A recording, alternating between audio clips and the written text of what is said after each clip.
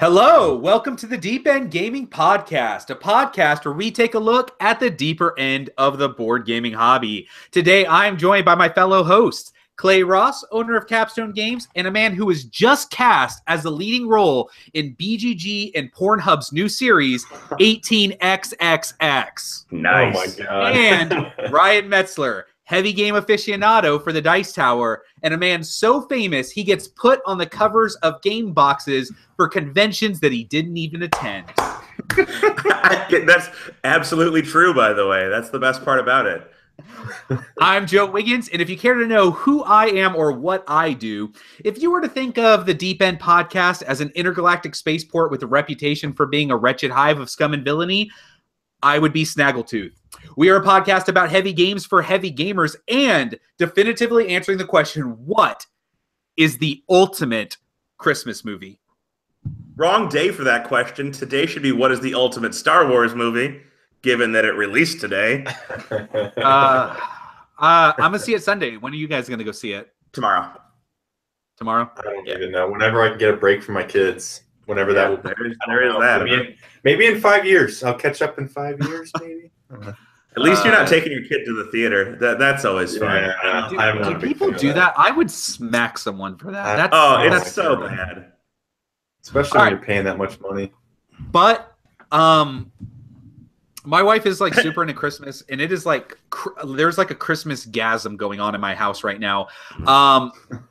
What are your favorite Christmas movies? Christmas movies is a big part of the holiday. So what is the ultimate Christmas movie? Are you serious? The Christmas Story? Actually, we got into this like I'm gonna go with God damn it, Ryan Reynolds is in it, and it's always plays on Comedy Central on Christmas Eve. God, Ryan Reynolds is it? It's there's Dusty Dinkleman in it. I forget the name. Oh my God. Who the hell is Dusty Dinkleman? It's such a good movie. I'm gonna look it up. Hold on, that's Clay's co-star in his porn movie. Sounds like a porn star's name. Just Friends. The name of the movie That's is what it Just is. Friends. Just Friends. That is such a good. That is like our family Christmas movie. We just play it all the time on like Christmas Eve or whatever. Dusty Dinkleman. You guys don't know about him? You gotta. Okay. I don't know that name, and I'm happy I don't know that name, to be honest with you. All right, Ryan. Ryan, you are up, man. I'm a big time Grinch. I'm not a really big Christmas fan in general. Kind of the holiday isn't really my thing, but if I had to choose something, I'm going to go ahead and say Elf. Elf is the definitive Christmas movie, right there. That's so good, dude. You guys are It's both so wrong. good. You guys are Or both Die wrong. Hard. Pick one, but Oh, well, that was mine. I was going to pick Die Hard. of course. Die I figured Hard. you were. Die Hard, and you know what? I can go back and forth. I think Die Hard, but man, Home Alone is really good. That is a great movie too. I will give you that. And you know what else is good? But I don't think it holds up as well as Gremlins. Gremlins is a good Christmas movie too. I hadn't even thought of that. Yeah, that's so. Oh, I don't know. I like the It's Gremlins even got the a lot. story of her dad getting burned alive dressed as Santa coming down the chimney. Spoiler alert for Gremlins, by the way. If you've been in a coma since the 80s, Joe just ruined that movie for you. I saw a guy that was like, hey, I don't want to spoil Star Wars for anybody, but the amount of full frontal male nudity was quite alarming in the new movie. I was like, that's the best spoiler thing ever. Clay can only hope. Clay can only hope. Oh, God. All right. Well, welcome everybody. This is not a movie where we talk about Christmas movies. This isn't a movie at all, actually, for the record. Or is it? Well, I just let the cat out of the bag, dude. This is like Truman Show for Ryan. Oh, no. We're watching. Anyways, no, we are here to talk about podcasts. We've been on a little bit of a hiatus. We were going to record in November, but Ryan, during the time that we're going to record, caught the plague.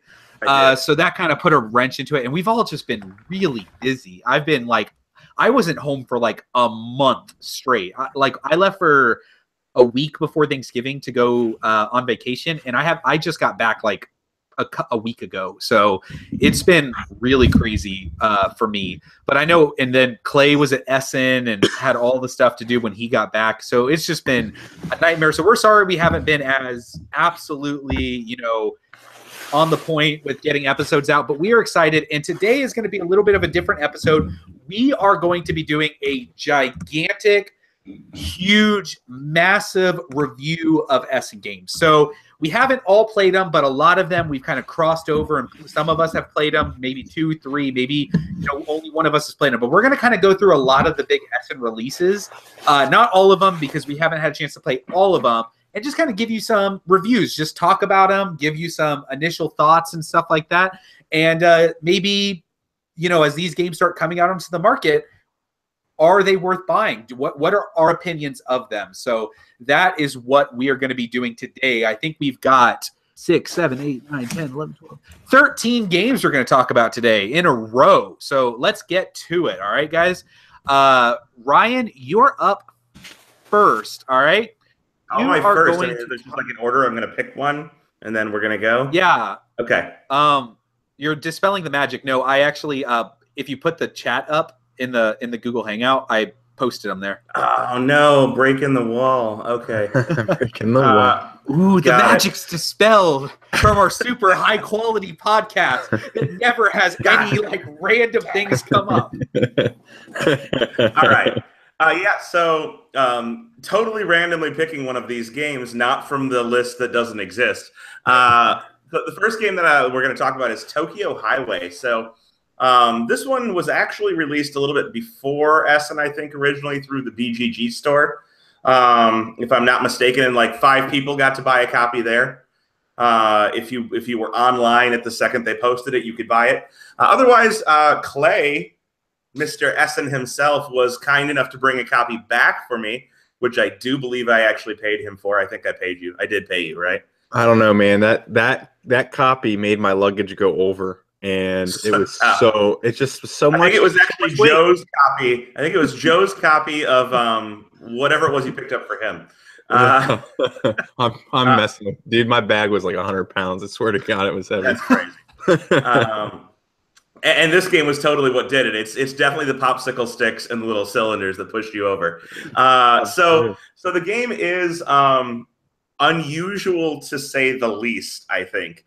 The whole concept behind this game is that each player is working on building what I would call a Mario Kart-style highway entrance and exit, where you are trying to use these little columns you have to build up high-rise highway, but you want to build in such a way that it goes over other roads, but also sometimes under other roads. And if you can manage both in the same turn, where the only road over and the only road under 2 different roads, you're going to be able to place out cars. The ultimate goal being able to place all of your cars out, or not to place your last column and run out of pieces. I'm terrible at this game. I don't know what I was thinking in wanting to play it. I'm so bad. I just knock the whole thing over, take a bunch of pieces, or give a bunch of pieces. There's no point. Andrea defeats me soundly every time, but it's a lot of fun. I really enjoy it. And it's really kind of pretty on the table. I think have both of you played this? Yeah, you both have played this. I think so. Yeah. So what are your guys' thoughts? Go ahead, Clay. My wife and I played it. It's a 2-player only game, so it was easy for us to get to the table. We played it back to back one night, and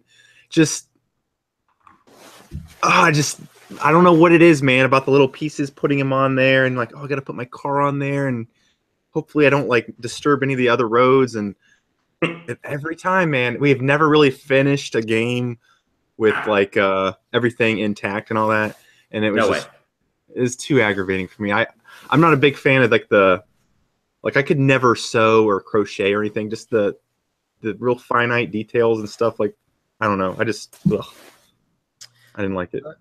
I need to double check. I have played this game 5 times. So I've played this game 5 times. I have completed 1 game of it out of 20% success rate. 5. Doing better than I am. If I play it more, it'll go down. So this game hits a really sweet spot for me, because people that know my gaming taste know I like 2 things. I like my games super heavy, and I like my games super weird. like in either ends of those spectrum. Like it can be super simple if it's super weird, or it can be super heavy and just pretty whatever. But that's where I really enjoy my games, and this just hits that quirky spot in a beautiful way. Like really, really unique game. I think there are strategic decisions to make, or because it's like a strategy dexterity game, which how many of those are out there? There's like none, right? And to me, it's just a very unusual game. And, you know, you just have to go into it knowing Godzilla's probably going to win. And just go with that and see how it goes. I don't know. I think the game's pretty cool. I don't know if I can say probably going to win. I mean, he's going to win. And if we're talking me, there's no contest. He wins. Oh, yeah. Well, he appears. Comes out.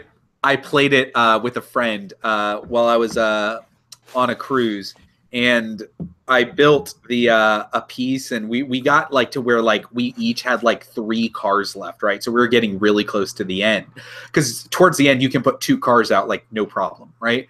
And he went to go put a piece out and accidentally just dropped the stick, and just the whole thing just like, and we're just like, you've got to be kidding me. I love the picture that I'm showing right now, how conservative these people are. I had pillars that were like 5 tall, and I'm trying to like slant it as much as possible so that I can get over one road and under another. And these people are like, no, we build on the same level all the time. No big deal. No. That's not how I play, my friends.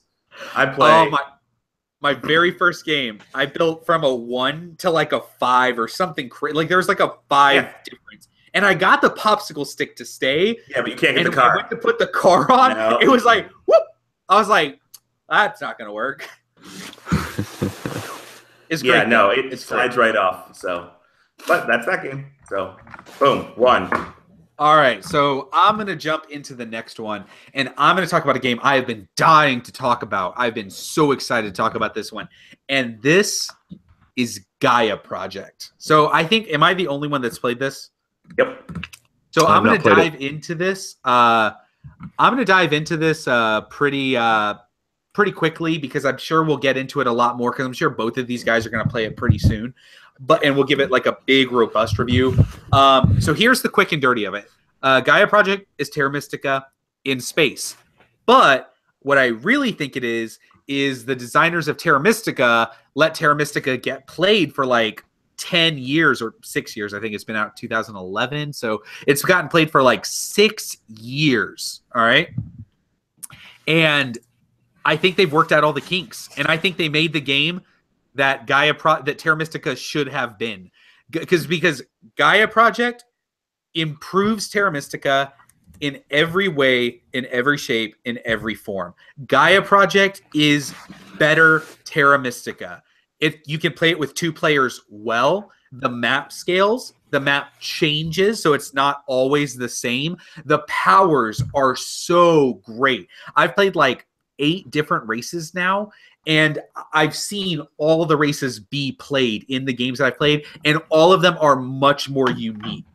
What the way that they've put the cult track is kind of mixed in with the god tiles, is kind of mixed in with the it's just it's incredible. It really is just a great game. And I highly suggest, if you like Terra Mystica, do not say, oh, this is just Terra Mystica in space, I don't need to own this. It's better. Sell Terra Mystica, buy this. I mean, that's the best thing you can do, because it is just a better version of Terra Mystica. That's my review of Gaia Project. It's amazing. Isn't Terra Mystica in your top 10? Not anymore. Like this is like total, like it was, yeah, like that. Yeah. I think.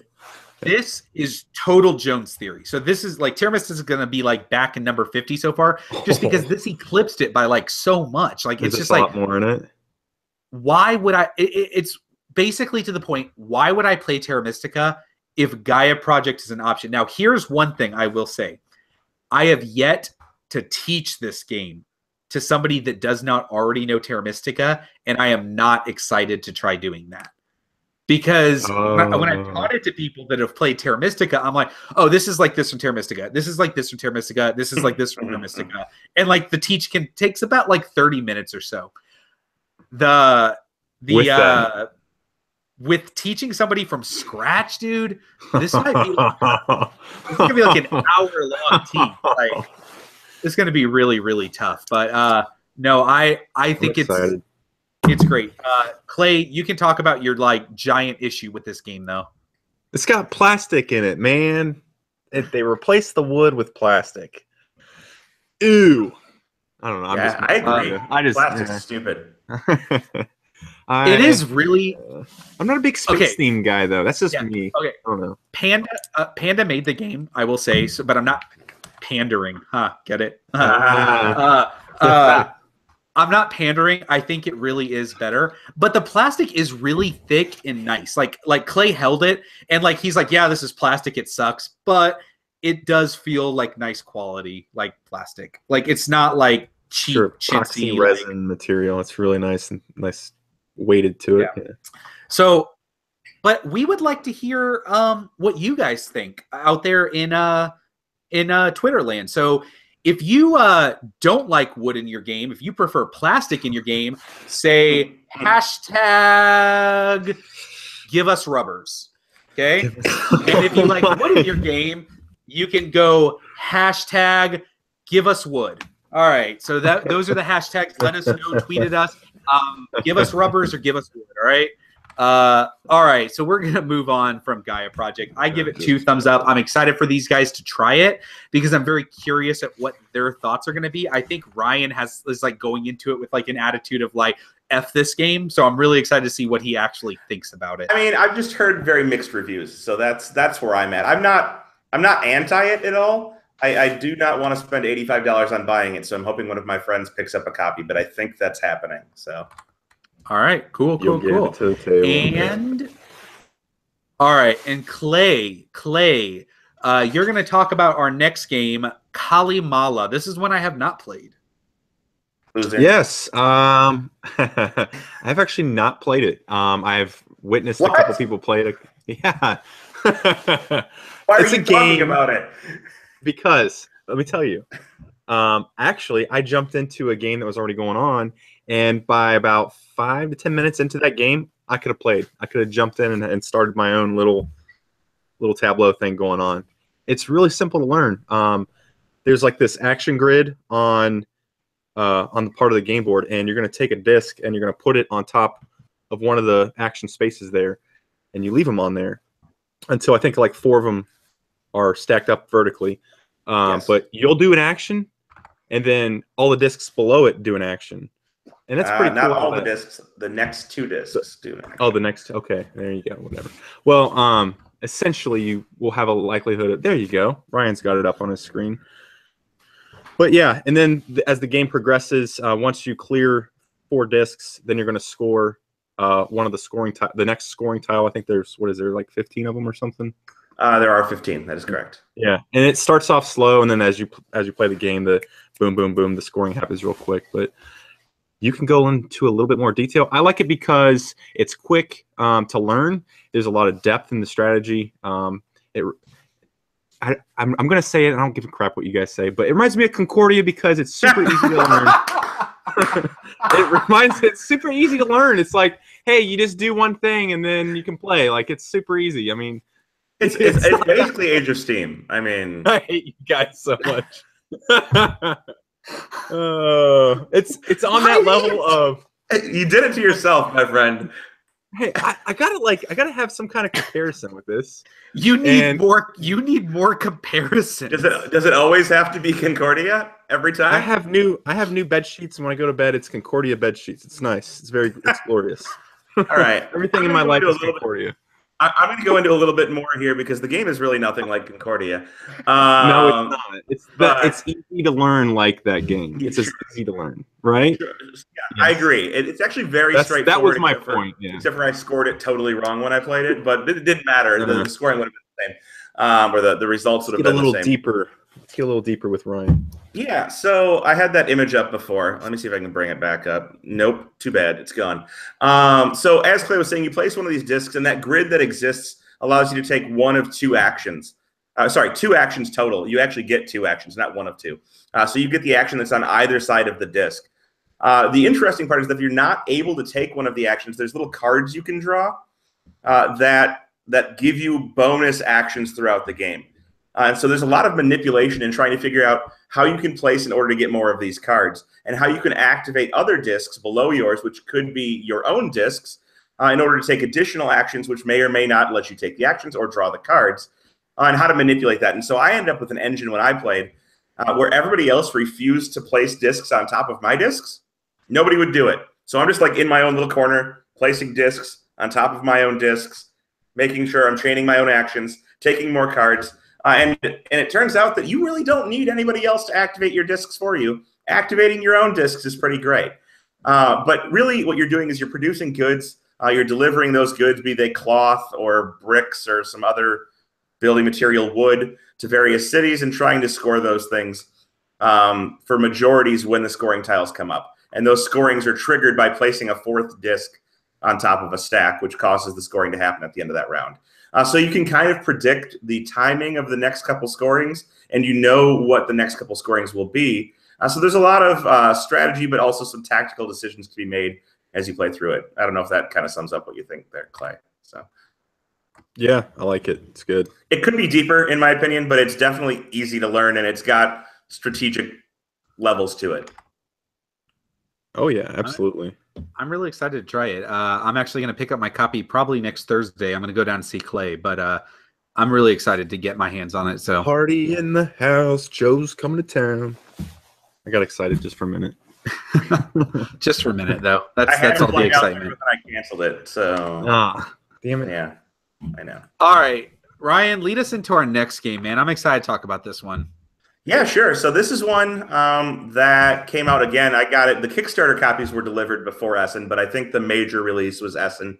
And that's Clans of Caledonia from some company that I can't think of at the moment.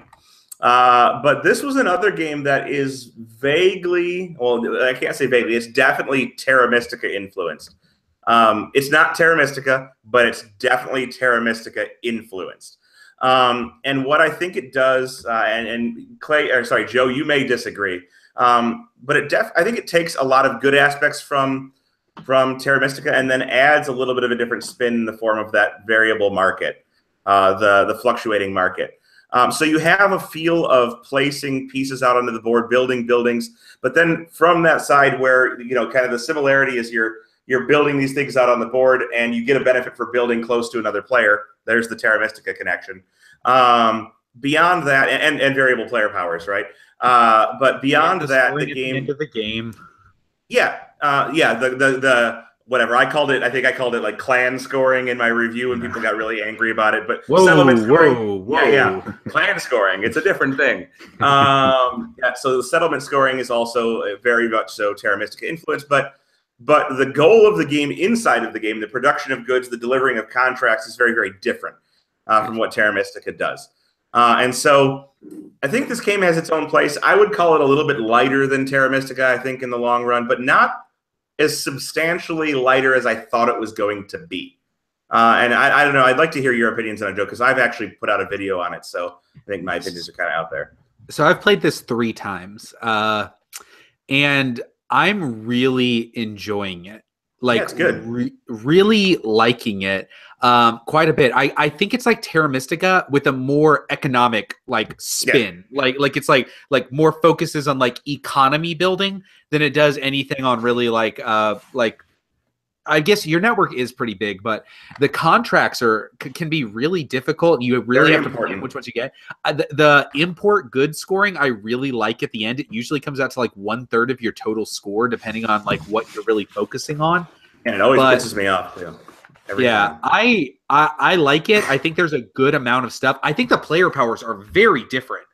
Like, that's one thing I really enjoyed is the player powers are very different. And I've played with 3 different ones, and I think I've won all 3 times that I've played. But that's really cool to me is that, like you can play this with different player powers and do really well, while other players had like the player power I had last time and weren't, you know, able to beat me. So like I think it is a really solid game in that respect. There's a lot of like little rules that you have to remember that like I always keep forgetting. Like the one thing I always forget is the when you build the last of a secondary good building, you get to you get to like draw 3 tiles, but then you still have to pay for those tiles. And then all the rules about like the different port tokens or port tiles at the edges or whatever they are. Like there's a lot of like little small things that you have to keep and remember. But I mean, honestly, I think the game is super solid. If you like just good solid Euros, I think this is probably going to be one of the better ones that comes out this year. I liked it quite a bit. This is kind of a year of like Terra Mystica clones, right? This is like a Terra Mystica clone year. This is not as good as Gaia Project. Not even close, but it's really good. All right. Right. I'm going to talk about a game that neither of you guys have played, and I'm really excited to talk about this game. So this game is called Nuria. So a lot of people kind of overlook this one, I think, at Essen. But if this came out from Stronghold, and if you don't know what game it is, if you've seen pictures of that game with the crazy spinning wheels on BGG, that's Zolkin. Yeah. You know, I really hate gamers so much because we were playing this game, right, on the Dice Tower cruise, and we had like 5 people come up to us and be like, "Is this like Zolkin?" Like, why? Because they're spinning wheels. Like it's like Zolkin because they're spinning wheels. Like no, and the spinning wheels are in front of the player. They're not like out on the board. It's just weird, like how people look at like one thing. Like, I hate when people like see little houses in a game and they're like, "Oh, is this like Catan?" Oh yeah. Let's take a look at this. See if I can. Yeah, you're presenting. So, but this game is really solid. It's like an old school Euro, and it's really interesting the way that it plays. So a lot of your game is going to be gathering goods, producing goods, turning those goods in. But the other kind of half of the game, I would say, is filling up this little wheel with different tokens that let you do different actions. And every turn, you get to do an action from the top wheel, the middle wheel, and the bottom wheel. And they have to kind of flow into each other the way water would pour down. So I can't do like the top action, the one over here, and then cut over here. But you can do them in whatever order you want. So the way you place your tokens, how you do it, really affects what you can do in the game or how often, because the wheel spins. Each level of the wheel spins one time every turn. And so your actions on the bottom stick around for a while, but then they don't show up for a while. Where you're 2 at the top, every other turn you're doing that action. So you really want to be specified in what you're doing. But the really cool part is this is a stock game, because you are literally buying stock in different tracks. And at the end of the game, that's the only thing that scores. There's no point salad. That's the beautiful thing. There's no point salad. It is you score on tracks, and that's it. And that's the only thing that scores. And it's really good for that reason, I think. And so I definitely suggest that if you are interested in just kind of a good middleweight, kind of crunchy Euro with a really neat, innovative action selection mechanism, check Nuria out. I think it's going to really surprise a lot of people in the heavy game community with what a solid title this is. So I highly recommend it. And it's cool to look at too. Like that picture right there, it's beautiful. So yeah, I should have a chance to play this pretty soon. I have a friend who just picked this up. So yeah, it's. I want to say one more thing about it. We played 4 players, all brand new to the game, 40 minutes. Like, I'm not even joking. Like, Go ahead. Oh, we finished in 40 minutes. It was insane. We're like, is the game halfway done? And then we got towards the end. We're like, is the game almost over? And then we finished it. We looked at our watch. We're like, after we get done teaching, this was like 40 minutes. We're like, this was super quick, but it was really solid. So don't worry. We'll get to talk about the opposite of that pretty soon. So, oh, that's exciting. All right. Clay, you are up. And you are going to be talking about some game I've never even heard of. Carthago? You've not heard of this? No, what is Oh, this? it's really good. Okay, so the guys that did it's Games Up, and this was an SN release this year. I'm gonna share it so you guys can see a picture of this box. Dun, dun, dun, dun, dun, dun, dun. There we go. So, but yeah, this is the guys that did The Arrival last year, the Martin Wallace reprint.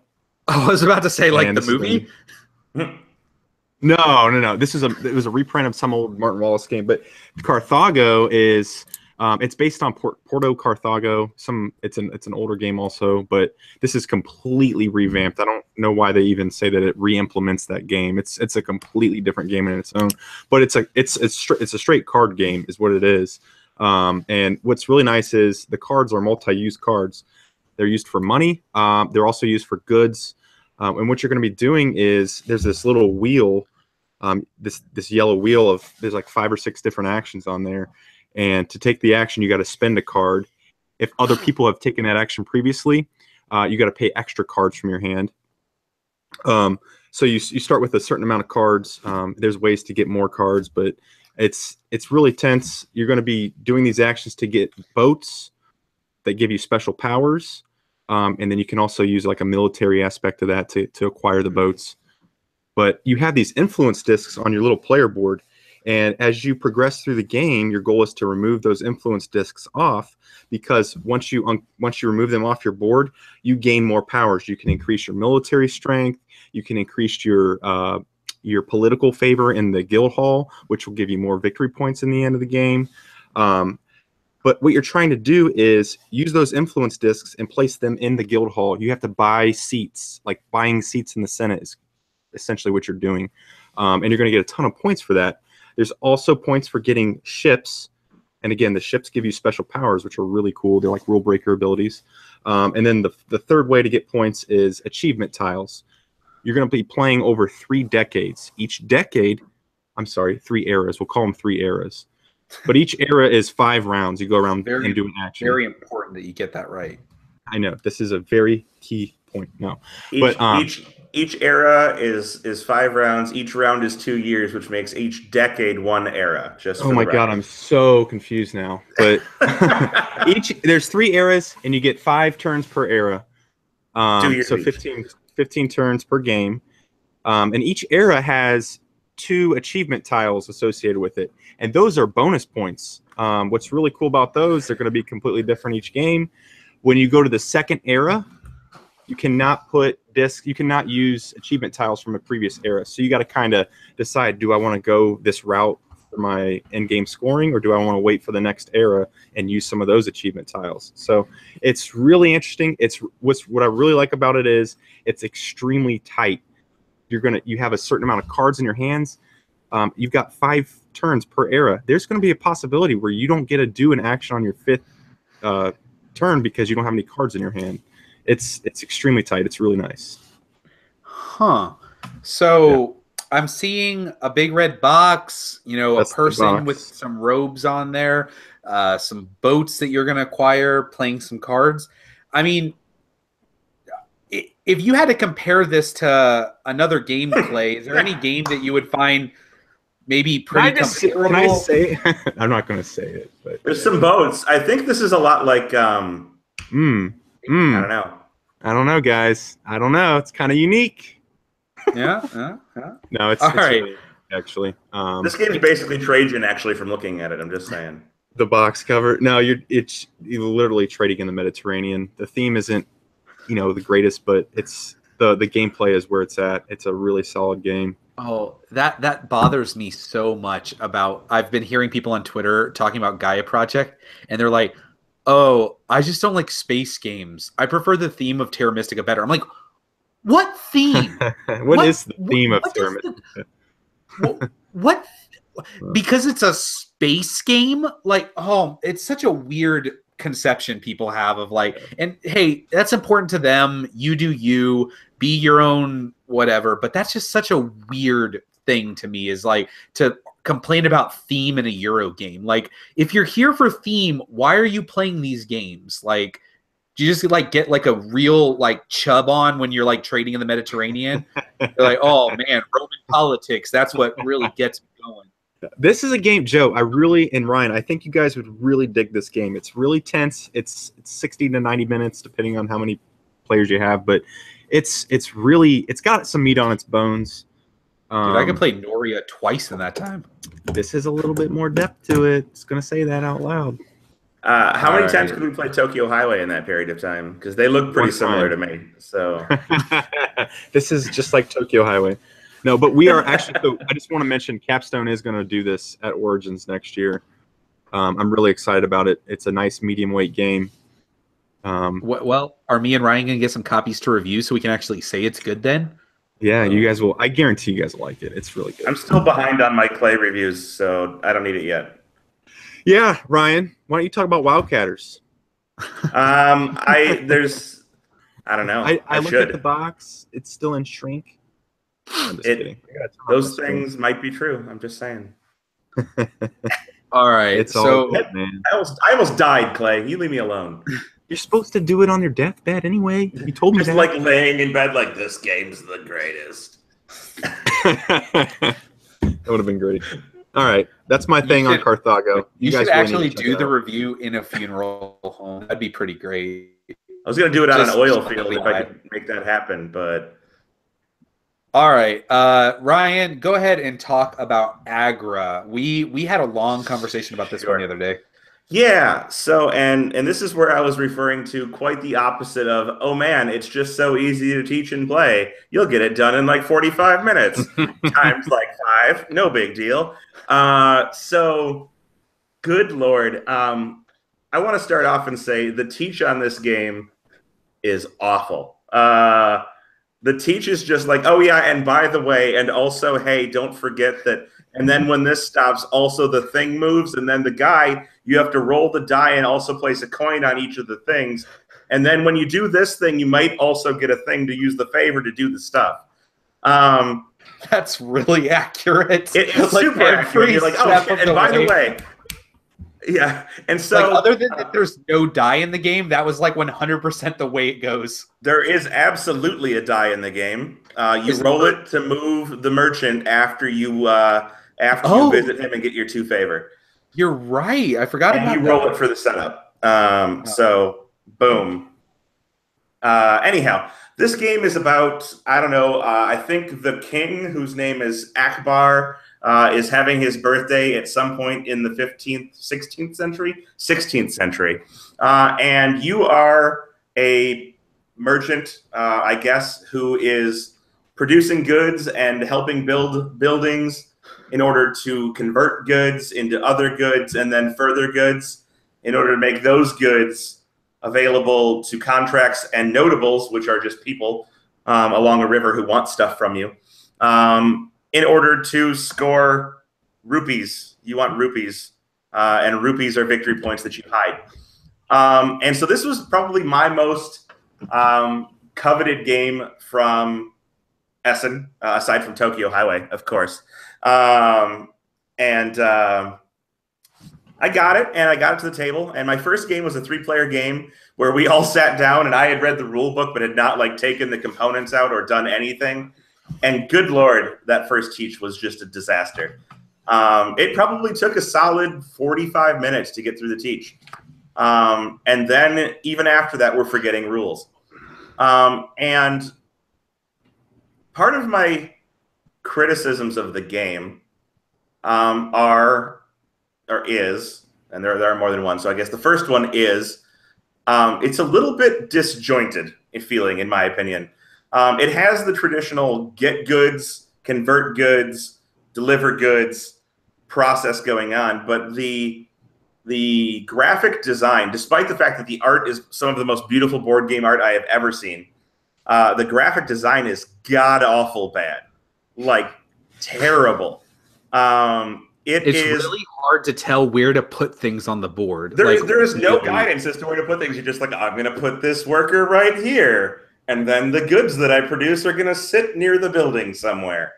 And it's just the main board that's a problem. But it makes it very difficult to kind of grok what's going on the board just from looking at it. That combined with the fact that I personally believe, and I'm only 2 plays into this, but I personally believe there might actually be too many ways to do things. So like, let's say you need to produce the highest end good of one type, and it's what is it in one case? It's like robes, right? It's like a shirt or whatever the case may be, some type of clothing that you're making. And the traditional methodology would be that you make cotton, and then you turn that cotton into, I believe, dye, and then you turn that dye into clothing eventually. You turn it into a bolt of cloth. You turn the bolt of cloth into clothing. Right, dye is like the other option. Like you can dye go is dye. the other option, not cloth. And there's 2 mid-range options. Only one of them can be converted into the final option. And you have this cloth, and you convert it into a piece of clothing. And the traditional method would be make the cotton with the building, make the cloth with the next building, upgrading a good, and then make the clothing with the third building, upgrading the good finally to the end point. However, throughout the game, you can earn favor, and favor can be spent to upgrade goods. So if you don't have the worker to place, or you don't want to place the worker, you can use your favor to upgrade the goods. Or by laying your workers down, you can use the fact that you can lay these workers down to generate meditation points, and meditation points can be used to upgrade goods, which can get you from the cloth to the clothing. And there's a fourth way. Some of the notables have actions on them that let you upgrade things. Or some of the high-end goods can be discarded to do things. There's just, like, if the place you want to go is blocked, don't worry. There's another way that you can get to what you want to do. You just got to spend 10 minutes thinking about it and then do it. Okay. And that's, I think, part of the problem. And 10 minutes is an exaggeration. Don't get me wrong. But you're looking at your board and you're like, I know I can do this, but what do I have to do in order to actually get there? And so that's where the game loses me a little bit. I enjoy it. It's a good, heavy worker placement game, but there's just no cohesiveness to what you're doing that makes any sense, and it's super weird. Okay, so I've played this once. My one play of this was 2-player. I think we started this game at like 1:30 in the morning. Bad time. Not a good time. Whoa. And he had not played before. He taught me. He had read the rule book like an hour before, so he was like, "Oh yeah, let's go through it, and we'll just quit whenever we feel like quitting." But we made it through the whole game. First of all, it plays really good 2-player. It does, surprisingly. I'll say that. Yeah. So if you are like a 2-player only gaming couple or whatever, Agri might be a really good pick, because I think that might be its sweet spot in a way, because like it's just back and forth. So that's something to think about. But the really cool thing about this game, and I'm excited to try it more. So I ordered a copy of this, and I'm really excited to dig a little bit deeper into this and really try to experience more of it, because I really enjoyed the puzzle that came along with trying to figure out how to do what I wanted to do. Or there was a lot of times where I was like surprised. I was like, oh, wait, I get a free delivery. Oh, I can send this thing to the king. Cool. Like, all right. I didn't know I could do that. Or I got this card and now I have like a thing to focus. Like it is a game where you can lose your focus. Like I did not have focus the entire game. I did not have no goal. You don't have a goal. Yeah. You're just like, let's do some things. Yeah. There was never a turn where I'm like, okay, I know what I need to do this turn. But there was like a turn where I'd be like, I want to deliver to that merchant. How do I do that? And I could figure it out. Like I'd be like, oh, I just do this. And then I lay this guy down for meditation point. And I have like 8 favors because the guy that was playing against me literally was giving me favors every turn. Yeah. And so I was like, oh, I got favors and I'm going to play use those for all these different actions. And there is a lot going on. The one thing I will say, I like the entire game except for one aspect I hated. I thought it was stupid. I thought it was superfluous. I thought it did not make any sense. Is the way you gather resources in this game is idiotic. Oh, see, and I liked it. We're moving the guy back and forth and getting rid of the boxes. I mean, I didn't really move him very much, so I can't say that I. Oh, that mechanic on your player board. Yeah, I like that. That was a cool little thing. I don't know. To me, if that had not been there, it would not have affected my enjoyment of the game one bit. Oh, I thought that little mechanic was pretty neat. There's a lot of little mechanics in the game that I like a lot. The little sundial thing. I played the prototype a long time ago. in the top of the center of the board, you got that sundial thing. Is that the meditation points? What you spend them on? Yeah, meditation. Yep. Yeah, that is. I really like that too. There's a lot of little things in there, but yeah. So you guys hit on it. I don't really want to. Yeah. I don't know if you can see the board. I'm sharing it, but I wanted to point out just how bad the graphic design is. And actually, this image doesn't do it justice because this image makes it look readable. And so, like, here's, I don't know if my pointer shows up or not, but like, you have this production building here, and this is the sandstone production building with the little 1 and the yellow background. And that good can be processed into, I believe this is something like cement. And then if I go back over to the screen share here, or it can be processed into a brick. And there's arrows showing you this. You can see the arrow. One goes from the sandstone to the cement, and the other arrow goes from the sandstone to this building here, which is actually nowhere near the symbol for the brick, which is really fun. And then you have these little random boxes, which I think these like half boxes are supposed to hold the goods, but they're not really big enough to do so. And also there's nowhere to place the worker. And then after that, it gets a little bit worse. So this brick here, you can convert this brick via an arrow here, which runs through a building, which is a wonderful arrow, and into this other building here, into, I believe, what is a statue. But this is where things really fall apart. And then when you have this laying flat on a table, you just can't see any of this in any way that makes any sense. No. I will also say we got done with the game and we're like, there's like 3 flag tokens that somehow you can manipulate to change the value of goods or something like that. I was like, we got done with the game. We're like, oh yeah, I guess we could have used these for stuff. Whatever. How far into the game were you before somebody used the trader, the one where you're allowed to sell goods that you have to convert them into flag points in order to then buy goods for 1 fewer? Oh, I don't remember. There was a whole thing where at the end of the game we realized the 3 flags we didn't touch one time, and the other thing we noticed is there's like one of the purple goods you can discard to do all kinds of stuff down on the river. We didn't do that one time. I'll see, and this is the guy I'm talking about here. This guy here with the red turban on, he lets you take goods that you've generated and sell them, and then you can buy goods at a 1 lesser value than the total of the value that you sold. And so this is yet another way that you can get the high-end goods, is just take all your little goods, sell them, or add a flag to them to make them better, sell them for a ton of points, and then just buy the resources you need. And so like 3/4 of the way through the game, I was like, hold on a tick. I don't need to produce high-level goods. I'll just buy high-level goods and produce a ton of wood. And so all of a sudden I was like, well, I'm just going to buy everything I need. When you play this game 5 times, I think like it's not as. I'm trying to draw an analogy. I'm not going to do it, but like it's really a lot like Concordia. No, I was going to say like PAX Renaissance is like, I don't, there's so much stuff going on. It's like I could do this, this, and this, and I don't really know how the pieces fit together. I think once you play this game multiple times, you're going to see how everything connects and know what to do like efficiently. I don't agree with that though, because PAX Ren's thing is that it's opaque. Like you don't understand what's going to happen. Yeah. Okay. But the thing about like this game is it's not opaque. Like I know what everything does. It's just there's so much of it. I can't keep all of it in my mind. That's I think you've got a good point on that. That's a really good point because there's a lot you can do. Like you said, you didn't even touch the pink flag stuff. So that's all right. We gotta keep going. But I knew what the flags did. Like when I looked at them, I'm like, oh, I know what these do, but we didn't touch it. Like it's a whole part of the game we didn't even manipulate. So.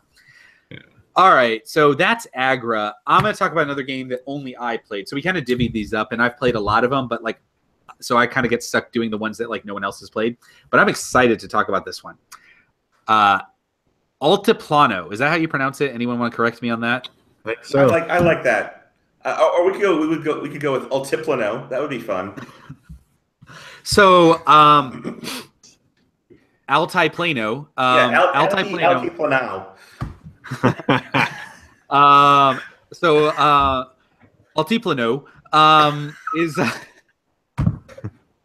why do people listen to this podcast? I don't even understand. We get like 5,000 downloads an episode right now, and I'm just like, who's listening to this shit? Somebody's downloading it 5,000 times. It's just one. They want to know how to say Altiplano. This is not the Altiplano. All right, so So, Altiplano is basically the successor to Orleans. It's by the same designer. It has the same bag building mechanism that the guy's obviously like in love with. And it plays similarly. Like if you've played Orleans, you're going to have a pretty decent idea of how this game's flow is going to go.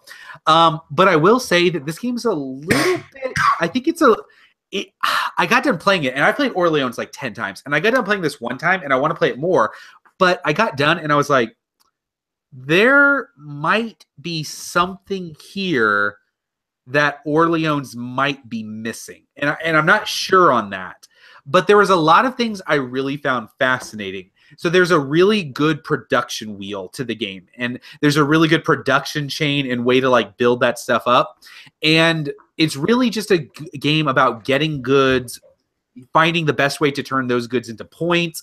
And the game lasted a bit longer than I think it should have. We might have been doing some things wrong, but I think the game lasted a really long time. And towards the end of the game, we kind of stalled out. Like the game should have ended like 3 rounds earlier because we all kind of just kept moving our things through the chain that we had built up. So that was a little bit of a letdown. But the game is really solid. The way it differs from Orleans is in Orleans you kind of have your player board, and you'll take an action on your player board. This is the same thing, but you have to move your worker to the corresponding action spot out on the main player area to take that action. And so you have all these movement paths to go through to get like kind of on like a rondelle style, and you'll take actions where you get there. But the thing is, it's not, oh, I put these pieces here, I do this action. You can put a lot of different kind of pieces there and then pull them off to do all kinds of different actions because every spot has a bunch of different actions to do. And depending on what pieces you put there, you might activate it in a different way than other people will. So that's kind of the thing. There's a really interesting mechanism for like storing goods. And I really enjoyed that mechanism. Like you have a storehouse to fill with all of the goods that you collect. And that was a really great like mechanism. Like I really had fun filling up my storehouse with goods, and just I really enjoyed the game. I think that it's something that if you liked Orleans, give this a shot. Again, just like Gaia Project, don't like, oh, I already have Orleans, so what do I need this for? It's its own animal, but I really think that this one deserves some praise because I think what it did pretty well. What do you guys, any opinions or thoughts? I haven't seen much about it. I'll try it. I'm interested. That's about all I can say about it. I have Orleans, and I've heard it's really good. I want to play it. I like the bag building concept. I heard Altiplano's pretty good too. I can't speak for much of it, but yep. And Altiplano. I guess maybe in the future we'll talk some more about Altiplano. So I'm sure we will. That was our review of. I'm not even going to try it again. I don't have any ways to say it. All right. Play. The floor is yours, man. The floor is yours. You are up. Let's talk about the game of PAX Unplugged.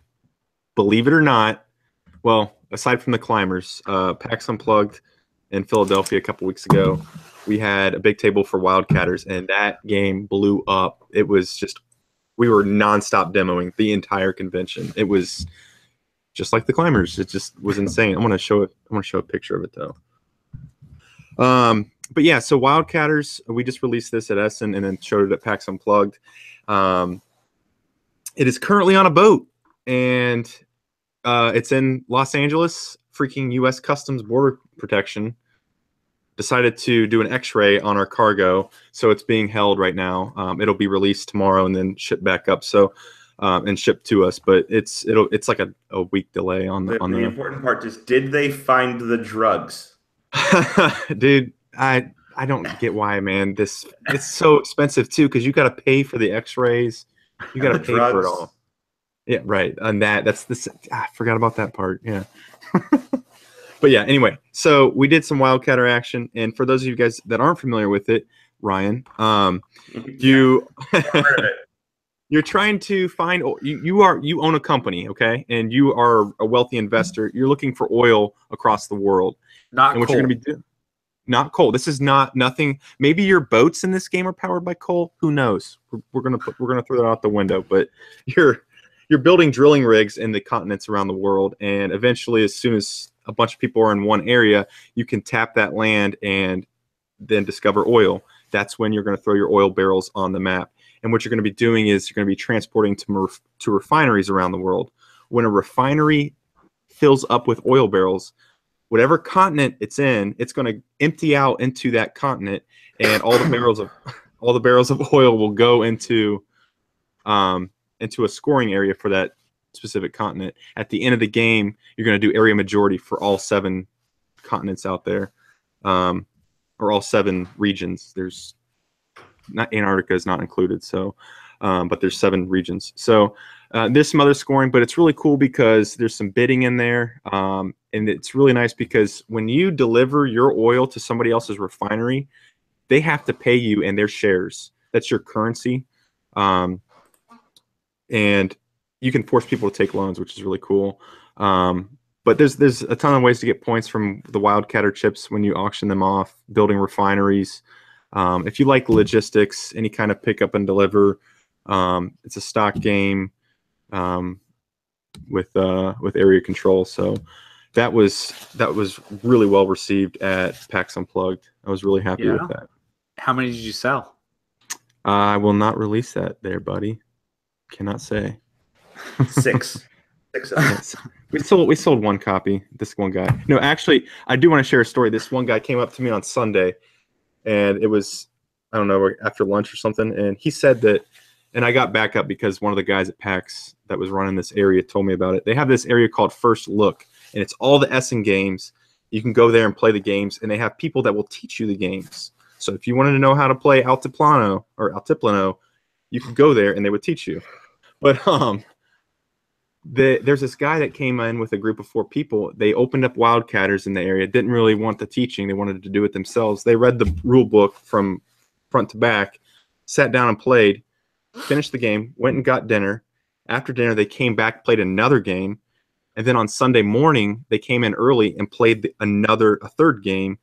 And then that's when he came over to the booth and was like, man, I just absolutely love this game. It's amazing. That was one of the coolest highlights of the convention for me. Did he buy one? Yeah, I was about to ask. Yes, he did. He bought it. Okay. He's like, I played it 3 times. Now I'm done with it. He's like, I kind of like it a lot. We played it pretty much nonstop. It's pretty fun. So that was really heartwarming to hear. I like that. Yeah, I'm really excited to play this again with my group because, man, this is a hard game to understand. This is a deep game. This is probably one of the heavier games I think that's come out this year. Well, I mean, it's a reprint, but nobody could get it like before. Yeah. And so I'm really excited to give this a couple more plays because, man, this is a game where it's not easy to figure out what you're supposed to do in this game. It's really... It is. You want to get your barrels of oil to the continent and deliver it, but how you get there is the tricky part. Can I just collect a bunch of stocks and do well too? No, because the stock scoring is gone from this game. Oh, wow. I really want to play It's a little bit different. It's a little different. It's a little bit more streamlined. It's focused on the economy, and it's nice because you can't... Streamlined. You can not... Streamlined is probably not a good word. It's off of scoring. It used to be really weird where you got to score in the 5th round. I don't want to go into it, but you can't turtle in this game and be like, oh, I'm going to build in Asia in this one little area of the board. You can't do that. You're going to get hosed. You're going to run out of shares. You're going to run out of money. You're not going to have workers to do anything. You got to intermix with people. You got to be buddies for a little bit, but then you got to backstab them and all that good stuff. All right. Well, I'm done. It looks great. I hope everybody that listens to this podcast buys a copy. It's a game that you should have in your collection. It's a nice heavyweight game about natural resources, which seems to be Clay's thing, man. Wood, coal, oil. Hey, come on now. Before I finish, I gotta give major shout out to Tim Coles out there. Dude helped me out the entire time at PAX Unplugged. We drove over together. He helped set up the booth. It took us a long time, but we did a really good job. We helped tear it down, drive back. It was a blast. Tim, thank you very much. I really appreciate that. I owe you one. Is Tim as good a salesman as I am? He's pretty good, man. He's pretty good. He had it down. All right. I want you to tell me if I'm better or not. I'll tell you Thursday. You got some work to do, Joe. That's all I gotta say. I got competition. You got suck, some Joe. competition. It was good though. Tim You was jackass. All right. Ryan, Thanks, you're up, man. I'm excited to talk about this one too. This is gonna be a great one. Yeah, I've only had a chance to get this one at the table once. This is the newest in the key line of games from designer Richard Breeze, who historically for me has been, one of my favorites. This is I guess, kind of a spiritual sequel, a little bit to Keyflower. There we go. My brain was like, I'm lost. I don't remember what I'm talking about. In which you are placing keeples. Boy, it gets really kind of a bit campy with the key names. You have the keeples and the keepers and the all these different things.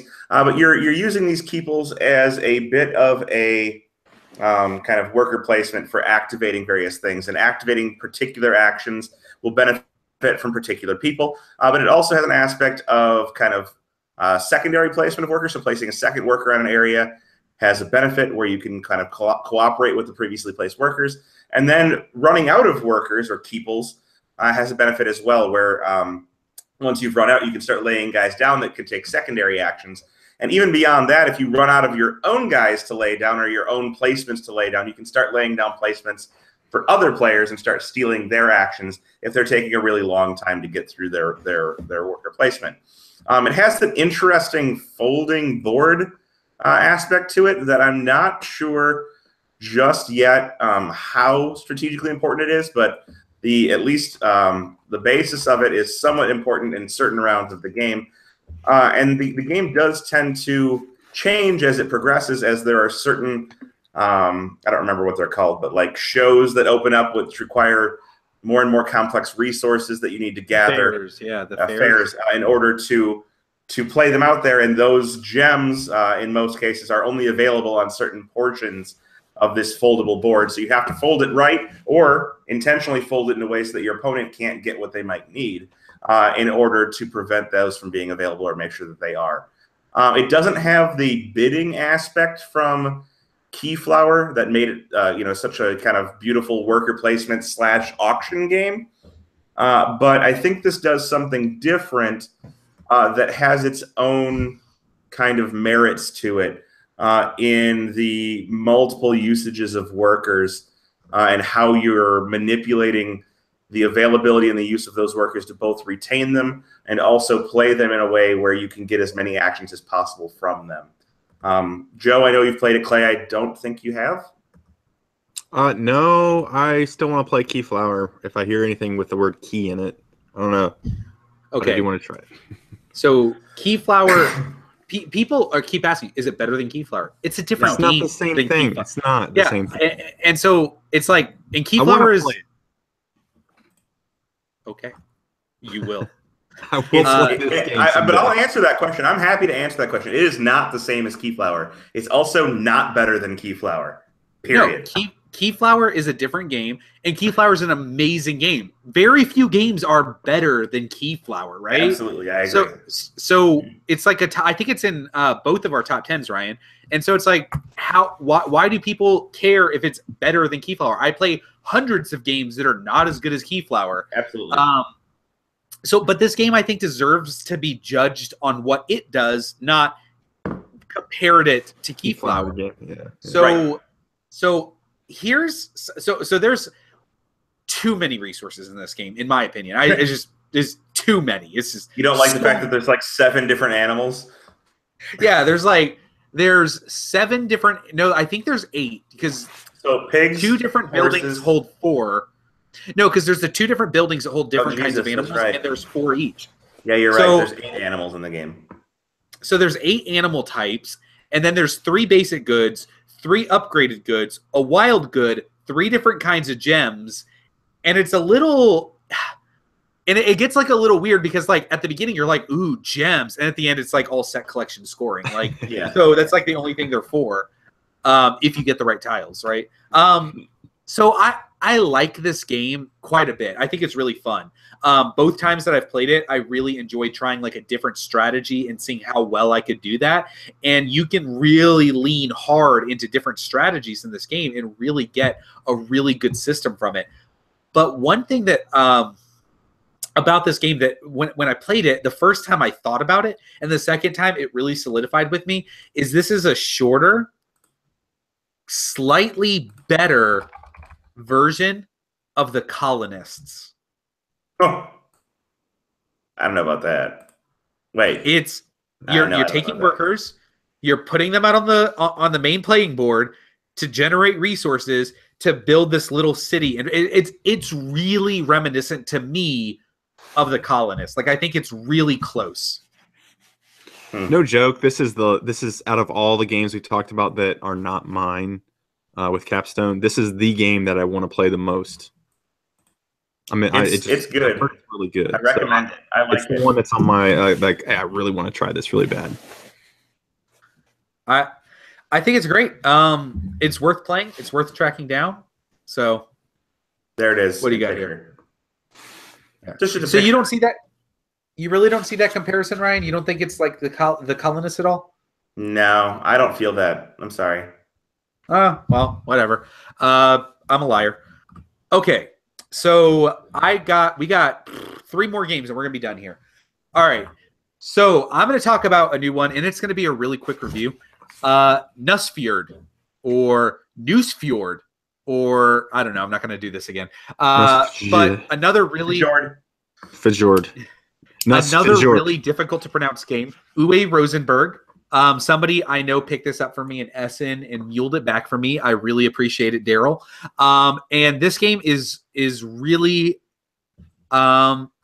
I didn't know what to think. It's Uwe Rosenberg. So Clay brought me back a game, someone else brought me back a game. So I was really excited to get some of these Essen games before anybody else had a chance to.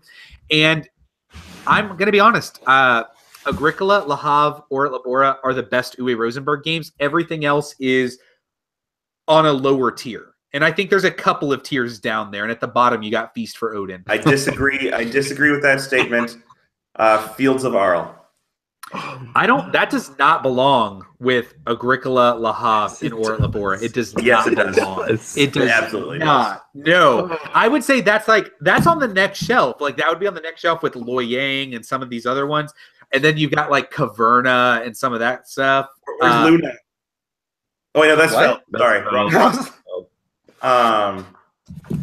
We can't forget Mercator. Oh God. Yeah. Okay, this is not about that. Okay, so I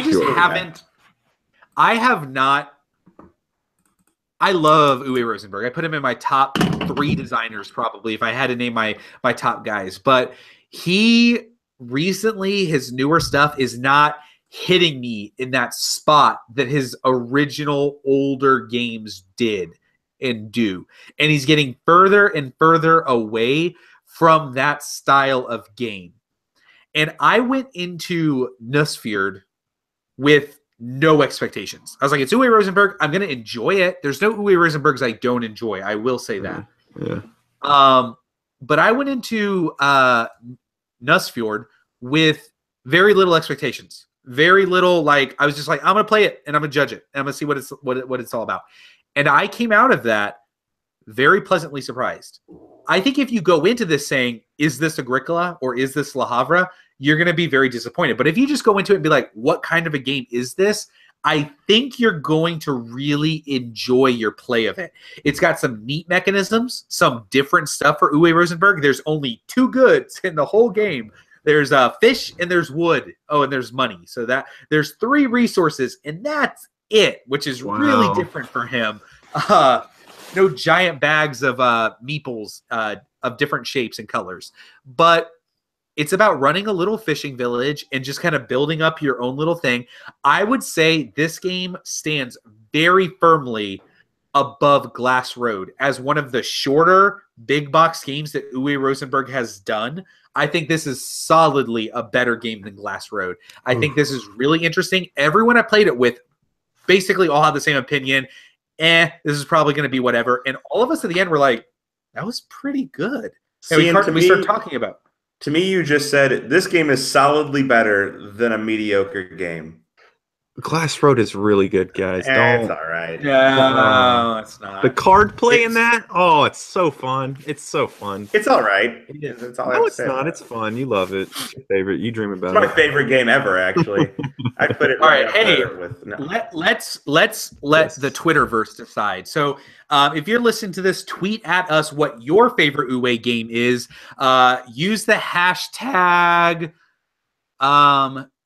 What's that? How does that song go? Sherry Baby, the Neil Diamond song. Mm. You know what I'm talking about? Sweet You got the Caroline? way to That's the move only me. one. Oh, yeah. You got the wave to move me, Sherry. Yeah, that's it. Yeah. So hashtag you've got the way to move to Uwe Sherry. Okay, Oh, that's the Jesus. hashtag. That's the hashtag there. You've got the way to Uwe Sherry. All right. A really long hashtag. That's all your characters. You can fit one game. You can fit one game in there. Now we're up to like all right. 280 now, right? Did they double it yet? No, I wouldn't like that if they did that. I'm so They're used supposed to to it. be doubling it. All right, Ryan, I'm going to pass this next one to you. I think you've played it, but we're going to talk about Gentis. I haven't played it, so you don't want to pass that to me. Man, I don't want to do 3 in a row because I have 4X. All right, we'll talk about Gentis. So Gentis isn't really an Essen release, but we'll hit on this, and Clay has played this, and we'll get some of his like kind of thoughts on it. Gentis is a Spielworks game. I haven't talked about it. I have played it 5 times. Okay, 5 times I've played this game. This game is not that great. And it's a Spielworks game.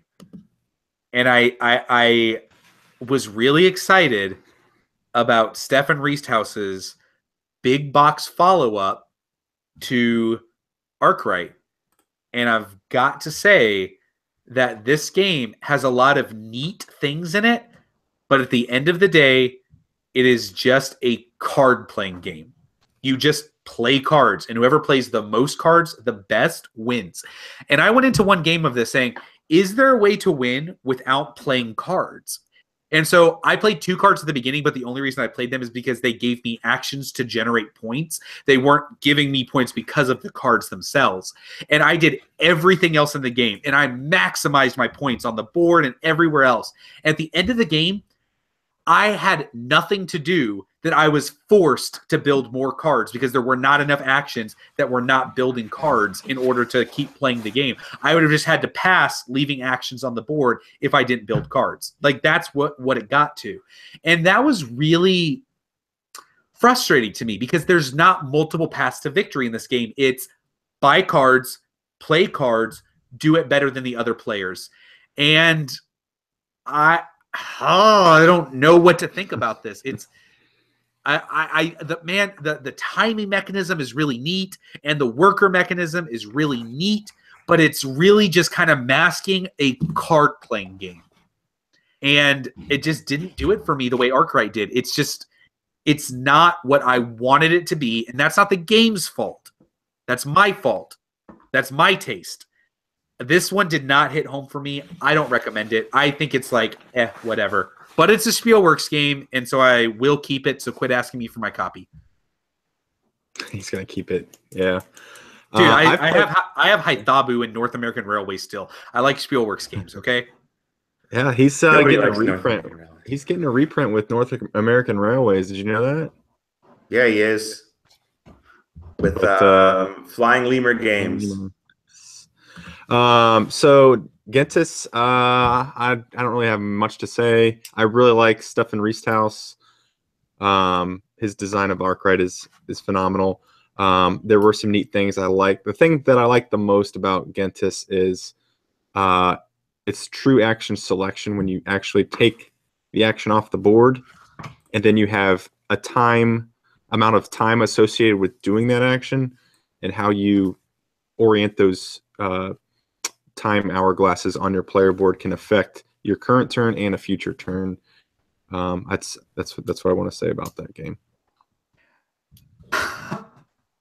Play is like being so politically correct right now, but that's fine. That's cool.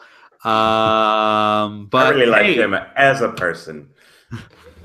It's really good. I like Stefan Riesthaus has some innovative designs. He's got some Is he innovative things watching out this, there. Clay? Is he watching? Probably. I don't know. Let's check it out. I don't know.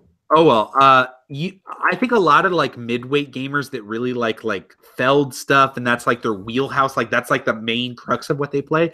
I think this might be a game that they really like. But for me, who prefers I prefer an Arkwright to a lighter game. I wanted this to lean much more towards an Arkwright, and it didn't. It was a cool idea, just whatever. All right. Whatever. All right, last game we're going to talk about is a game that came out right around Essen time. Okay, so this one came out around Essen, and that is 4X.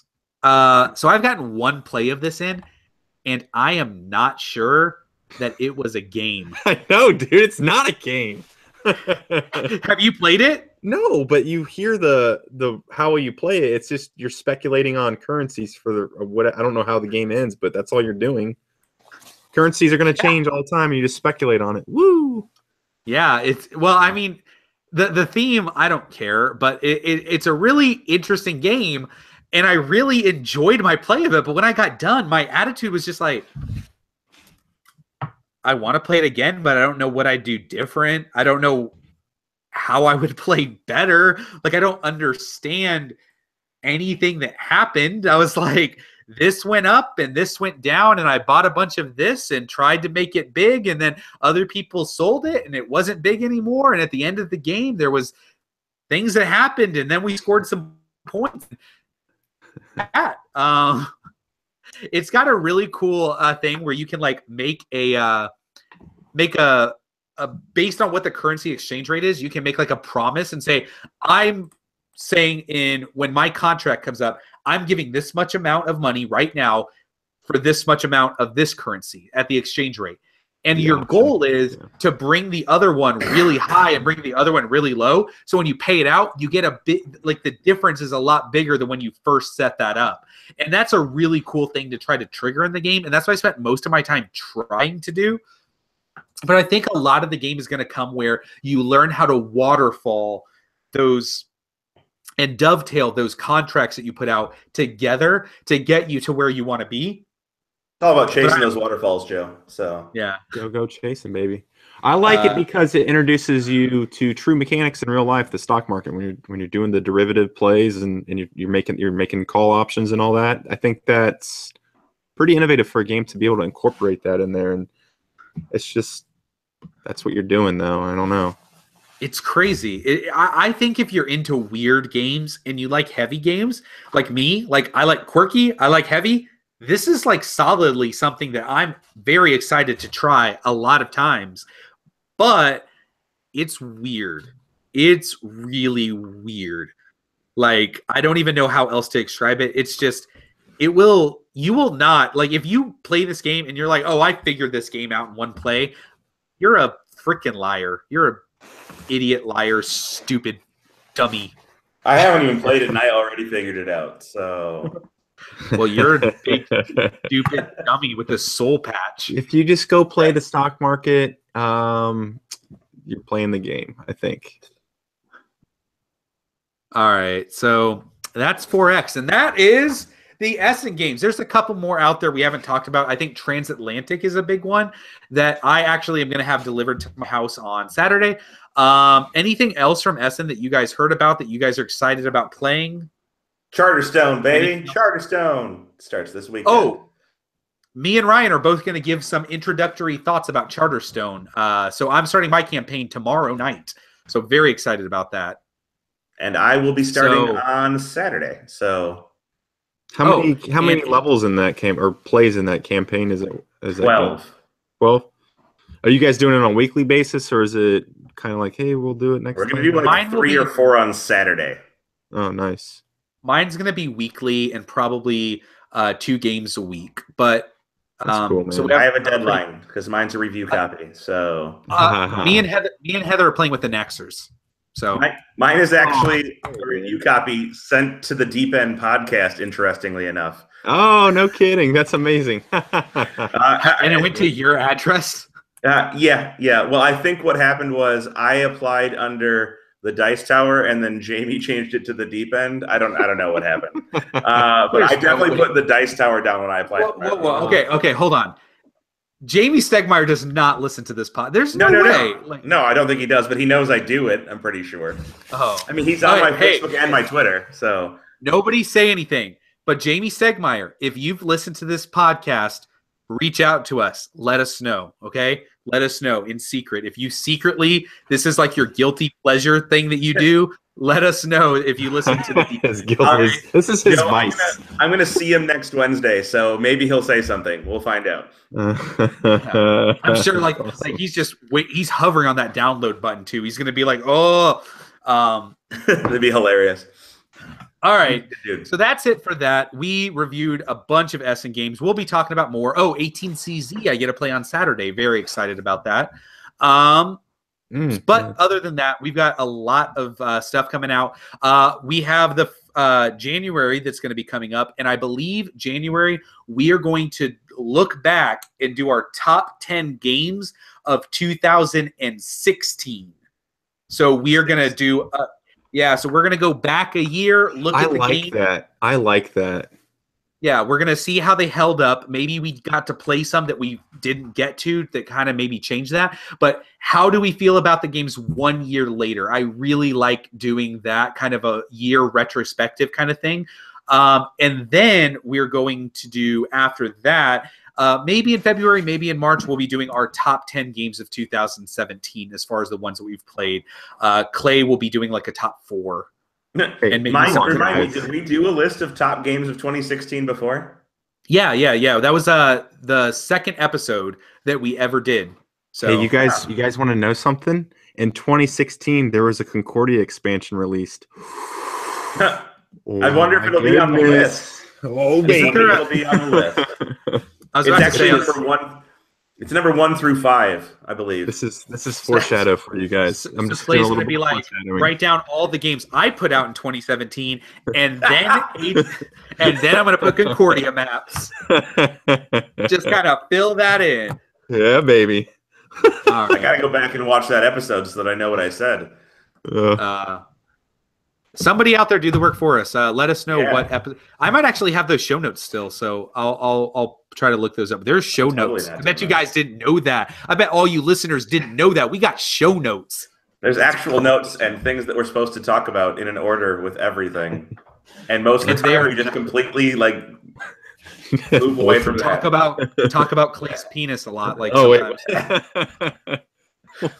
All right, so we're gonna do my favorite segment of the podcast, the Geek Out segment. This is where we're going to talk about something not gaming related. So we're just going to take a break from all the gaming talk, and we're just going to talk about something we are really excited about, really pumped about, and we are going to geek out about those things. All right. So Ryan, I'm going to put you up first. Tell me something you are excited about, okay? I just want to hear. Totally game-related, though. Mine's totally game-related, but it's not an actual game. So I got obsessed with building inserts for games all of a sudden. Yes, it's fun. It's fun. It is, except I'm fucking terrible at it. Are you doing the Meeple Realty stuff, or are you doing? No. I mean, like, I'm cutting out foam core and making inserts for games. No, that's not. Yeah, fun. Not like building inserts that somebody else made. I'm actually putting them together. And my problem is I'll do all the measurements. I'll cut all the pieces. I'll get all the stuff.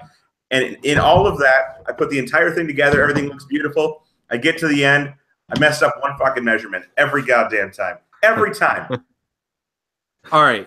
So Tommy and you guys from Meeple Realty, I know you guys do listen to the podcast. Or those of you that have bought this insert, I bought this one from Terra Mystica, and I don't have the other board in here, but this does not fit.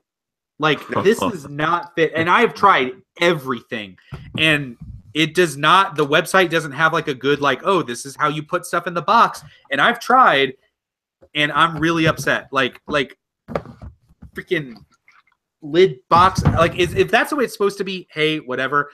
But it just, it's annoying to me. So that's let the me know. exact issue I just had today. Is I built a whole insert and somehow I forgot to subtract like the 5 millimeters that I needed to subtract for the piece of foam core that I put at the bottom, and so everything was 5 millimeters too tall. And I went to close the box, and I'm like, God damn it! Everything else fits, and I can't close the box. Just so pissed off.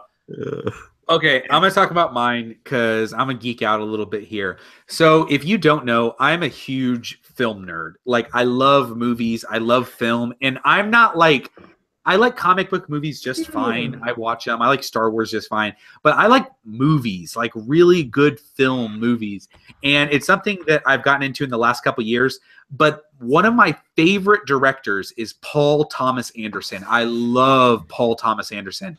He has a movie coming out right at the end of the year called Phantom Thread.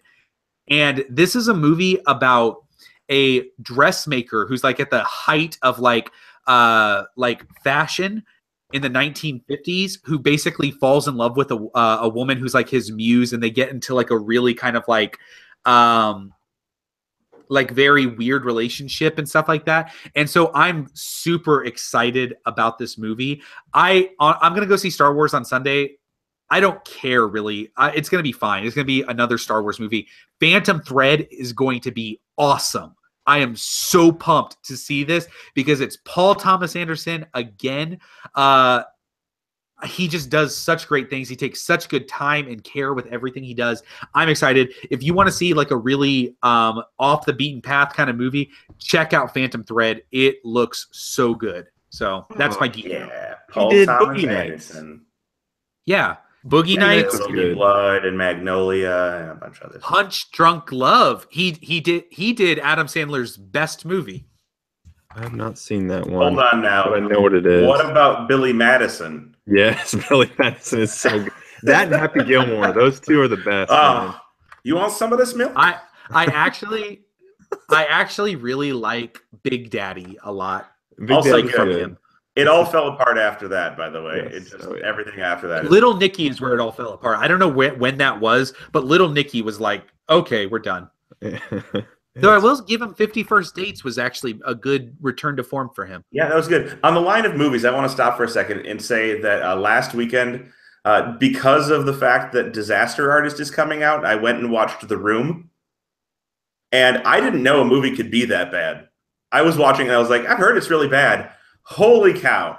That movie is incredibly bad. It's so bad that every line in the entire movie is worth making fun of. The whole thing. You're tearing me apart. Why would you do this to me? Oh, hi.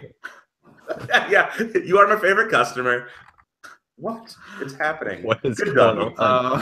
All right. My favorite part of the whole movie, by the way, is when Denny/Danny, because they seem to change his name every couple minutes, walks into the house. They're talking, and he just sits down in the middle of the floor, despite the fact that he is no more than 2 steps away from a chair. And you're like, what? Why is this happening? Anyhow, so bad that it's good. Clay, geek out for a second, man. So my wife and I have really gotten into wine lately. We like red wine, and I don't know. Costco's got a bunch of different good selections. I mean, we're no connoisseur or anything, or it's just something we like to do after the kids go to bed is have a glass of wine and play a game or something like that, and just relax. So been doing that. I'm moving into so Capstone. We've got a brand new warehouse we just signed a lease to, and we're moving in tomorrow. So I got to get my ass up real early, and we're going to be moving everything from the old place to the new one. What's really nice is this one has a loading dock, so when we receive containers, it's going to be a lot easier than what we've done in the past, and shipping things out is going to make it for a lot easier on us, and that's what I'm geeking out about. Cool. Well, we're going to do one more thing before we hang up. We're kind of out of questions. So if you got some questions that you want us to answer, send them to us at thedeepend@gmail.com, thedeependgames@gmail.com. But we're going to add a section to the end of the podcast where we are going to hype a game that is coming out or that we're excited to play that's on our radar, something to get you guys excited about, something we're excited about. And the reason I want to do this, I ripped this off from Good Board Ugly. Okay, like this is something they do, and to me, it's like the best part of their podcast because they're like just talk about something that they're really excited about. Okay, I'll go first. January 6th is a big Kickstarter launch for one of my favorite designers, Jordan Draper from Dark Flight Games. Okay, so Jordan Draper is the guy that did Import Export, big game last year. Rahdo went nuts over it. A lot of people really loved Import Export. I really loved Import Export, but he's going to do a Kickstarter, and I want to just hype this real quick. There are going to be 3 games offered in this Kickstarter that are going to be different styles or 3 different games.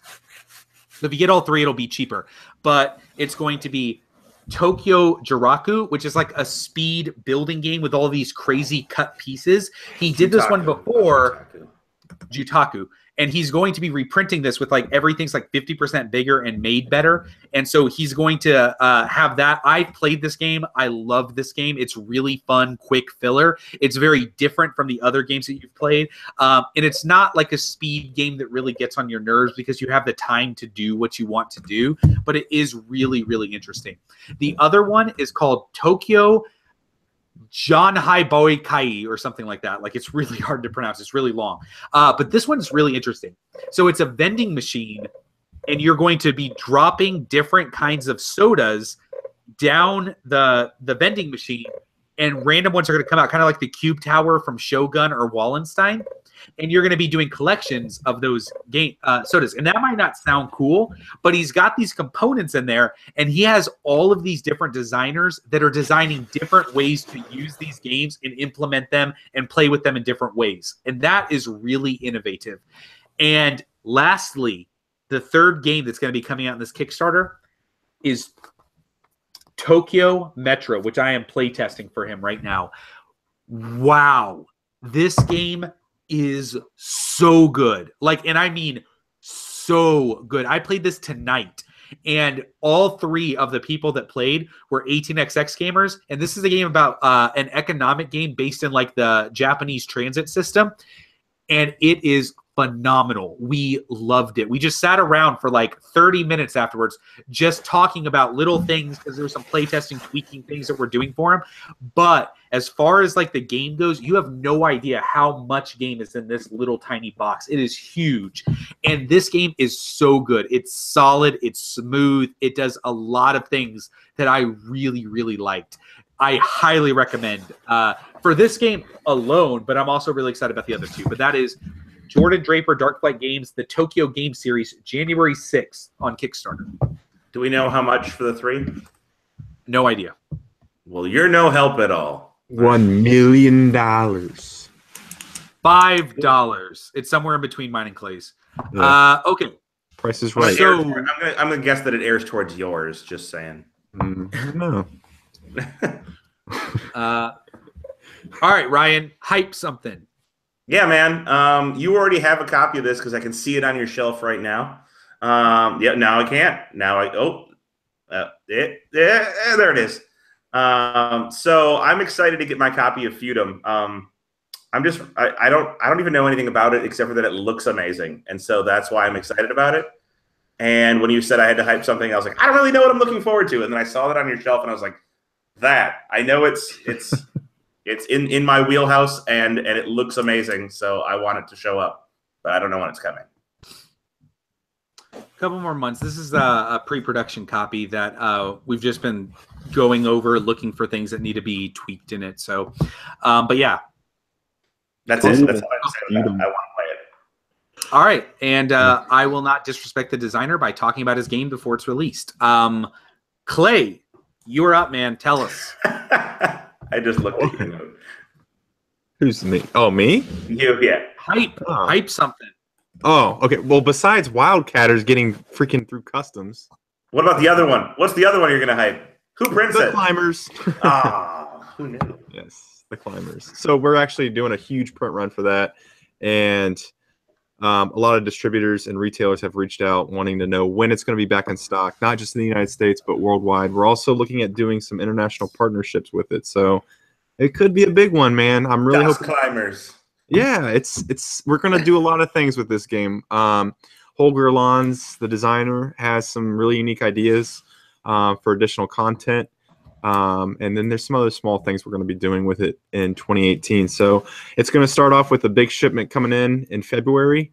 We're hoping to finish production just before Chinese New Year, which starts in February, which we're on schedule to do that. So it'll be here in February, able to be shipped out. I know it's going to be sold out relatively soon, but yeah, that's what I'm really excited for. And Wildcatters too. I like the climbers a lot, but I am so excited for people that have never played New Heimat to play New Heimat. Oh yes, it's going to blow people's minds. I'm working on that right now, and there's so many projects I'm working on. Pipeline I'm working on really heavy right now. Just started Colony as well. It's busy, man. That's why I haven't played a lot. It's just I'm doing some like testing on these games, and it's just takes a lot of time, but I love doing it, man. All right. Well, that has been our show. You can reach out to us at thedeependgames@gmail.com. You can find us on Twitter at the Deep End Pod. You can reach out to us on our Facebook page or on our guild at BGG. Those are all terrible ways to reach us because we don't really do much on any of those. But we have a Slack channel. And if you say something in Slack, usually we'll respond.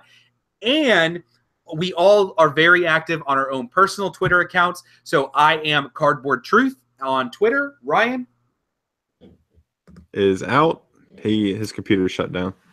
Ryan is Slacker with the Q, SLAQR on Twitter. And then Clay.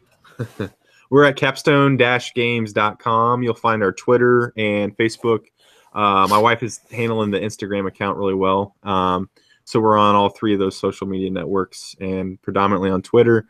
But if you go to our website, you'll see everything on there. And don't forget about his upcoming series on Pornhub, 18XXX. All well, right. net neutrality got revoked, so we're all screwed.